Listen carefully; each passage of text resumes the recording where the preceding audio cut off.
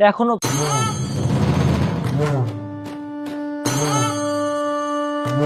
ও আমার সবকিছু নিয়ে চলে গেছে, আমাকে নিঃস্ব করে দিয়ে গিয়েছে।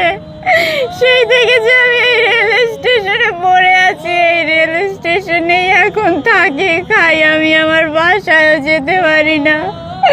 রাস্তাঘাটে যে যা দেয় আমি সেটা খেয়ে বেঁচে থাকি।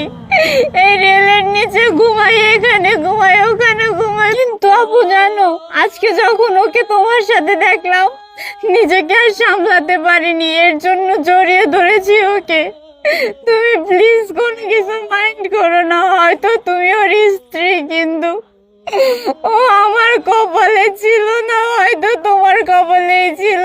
আপু আমি বুঝতে পেরেছি, তুমি আর কান্না করো না।